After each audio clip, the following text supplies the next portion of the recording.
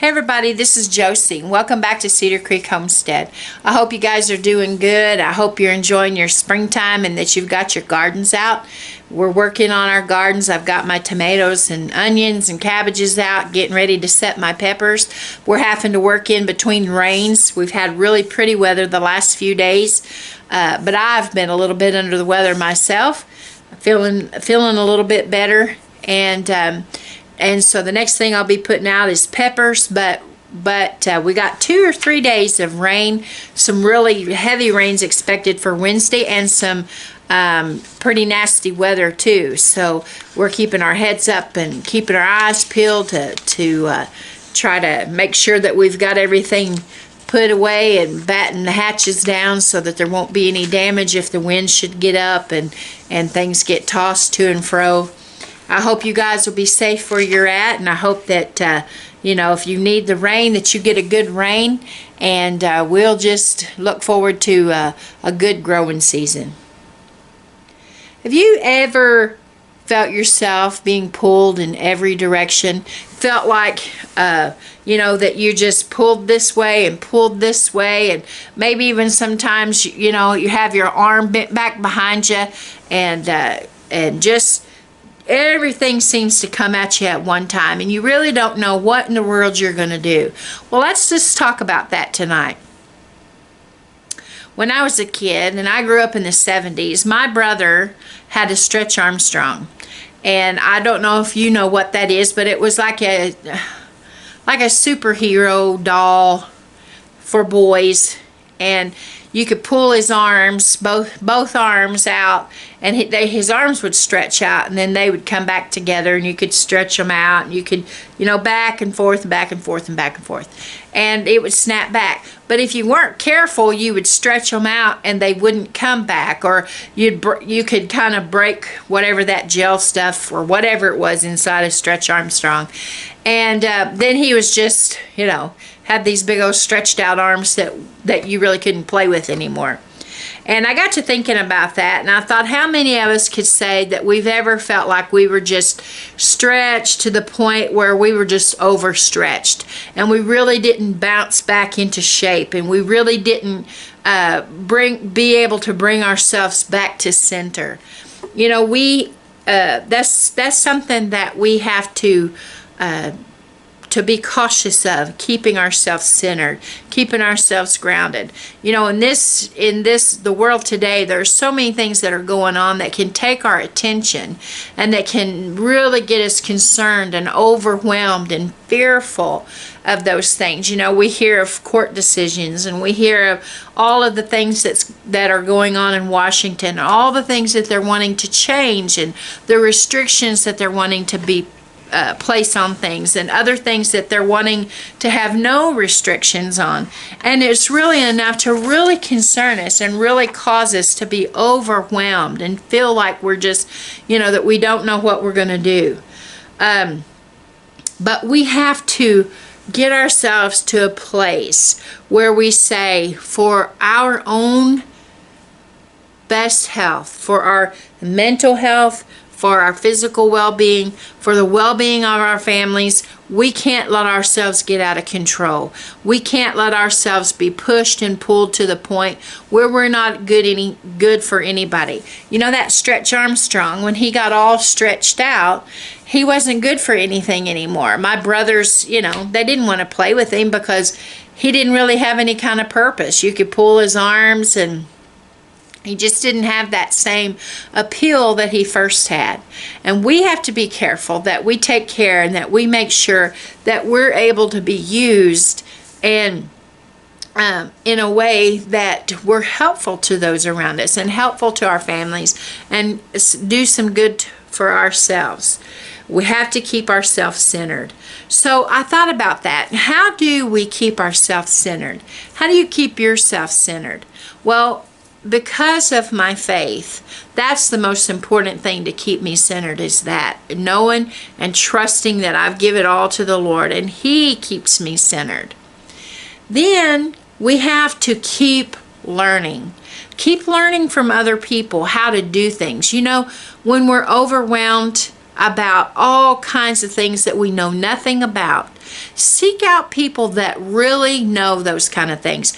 Don't ask advice of somebody that has no idea, because they're not going to be able to tell you anything that's going to do you any good, because they don't know.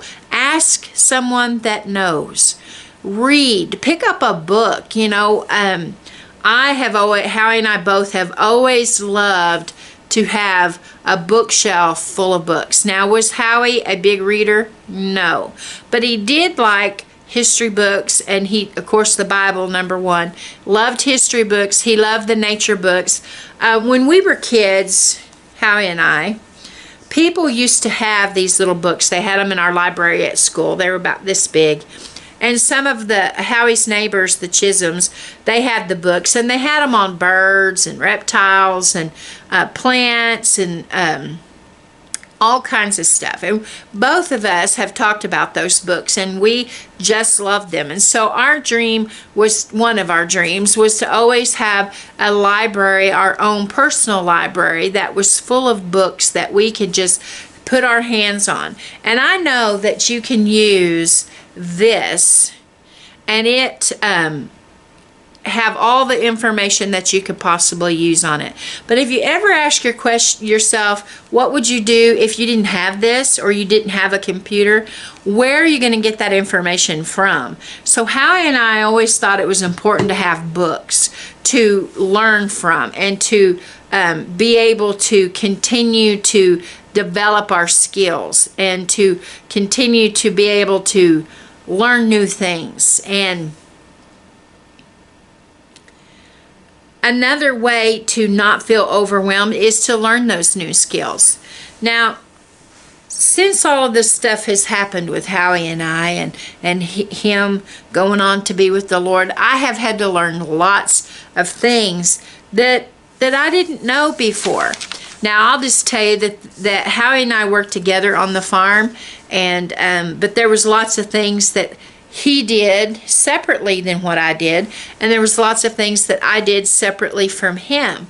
And so I have felt the need in the last several months to learn a lot of the things that Howie knew, because I'm trying to run this farm. Now, I have help.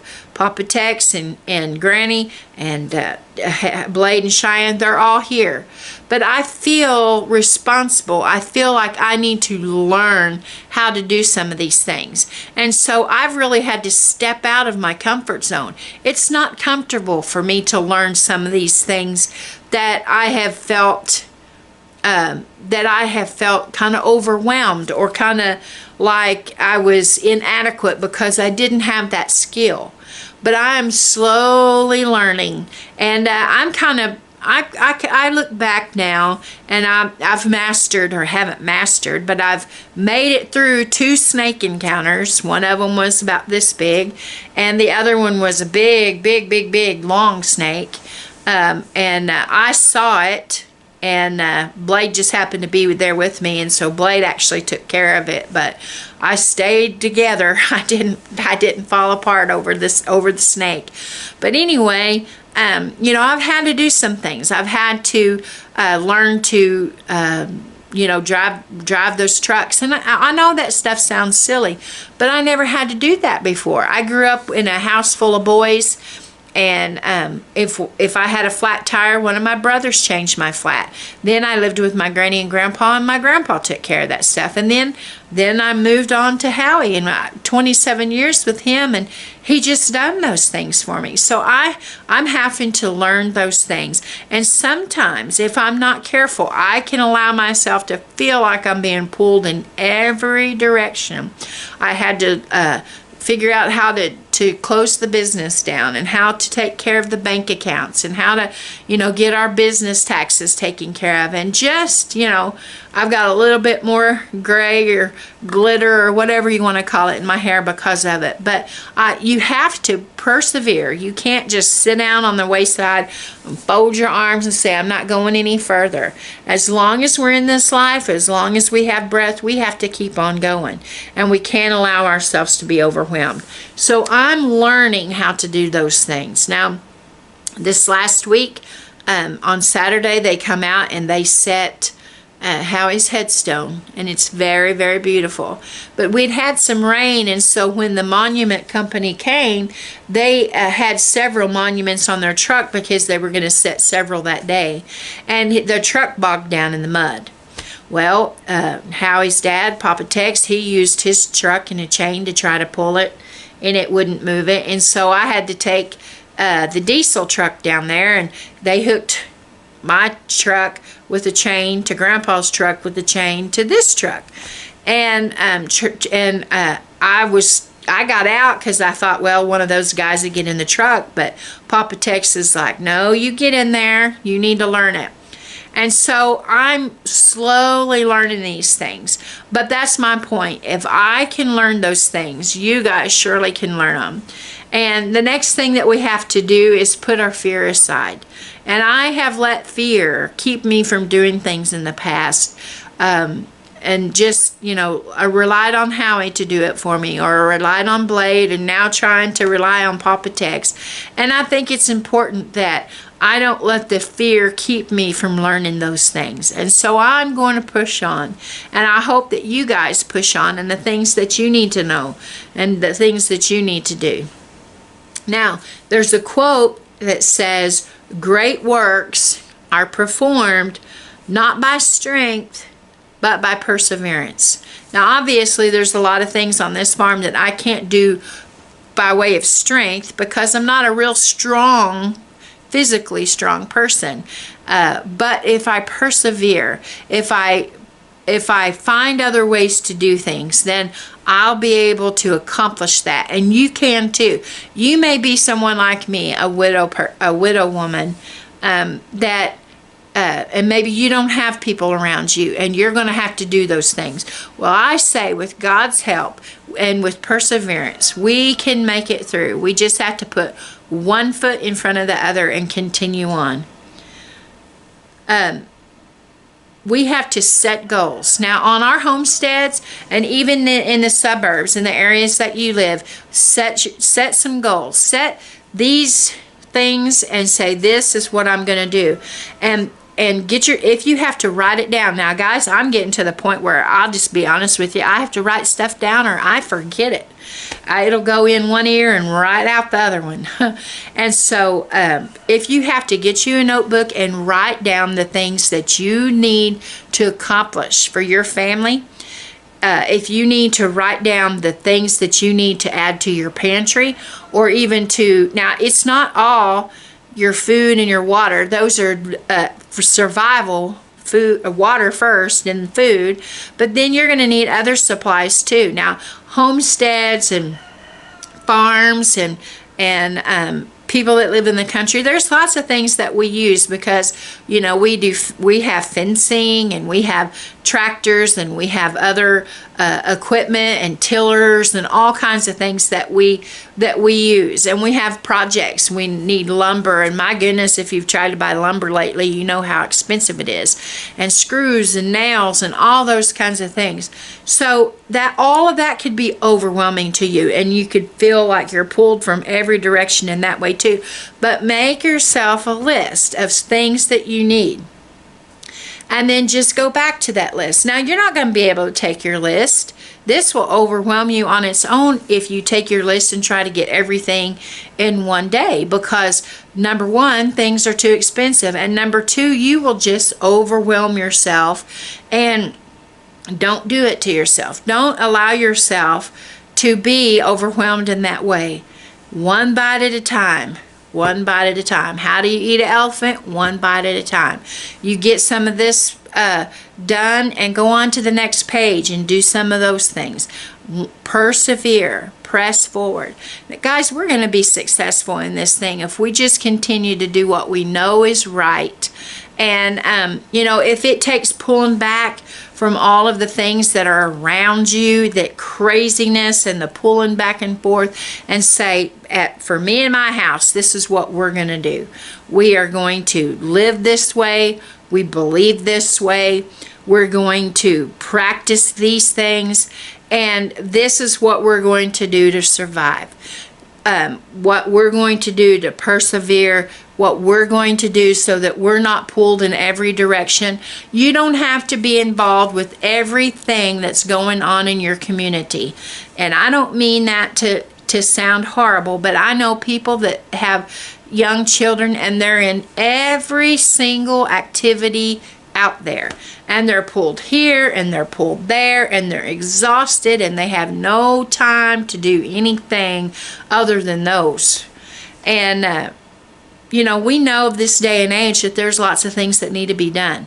And so let's take care of ourselves, and let's take care of ourselves mentally, spiritually, most importantly, physically. Let's take care of ourselves and not let ourselves be pulled in every direction. Keep on learning those skills, and keep persevering, and we'll overcome it. And who knows, one of these days you may see me swing a hammer or use a saw. Now I can swing a hammer, but you know, I'm a little bit hesitant on power tools, but I'm going to learn it because I need to, and I know that you guys can too. So learn some new skills. I'm going to challenge you. If I can learn these skills, you guys can too. And some of you may already know, and you may be saying, "Oh, Josie, you're being silly." But I'm not being silly. Learn those new skills, persevere, press in there. You know, maybe you need to learn how to can or to dehydrate. Some of you have freeze dryers and you're learning how to do those things, and that's great. We never get to a point where we know it all, and we need to persevere. Don't let ourselves be like that Stretch Armstrong that's just pulled in every direction until we're stretched out like an old stretched out rubber band that has no use anymore, and it's just to be tossed out and thrown away. Well, here I am at the end of another one, guys, and I love you. I hope I said something that would encourage you this evening, and that you would persevere, press in there, know that it's not strength, but it's perseverance. And I love you. Until next time, we're gone.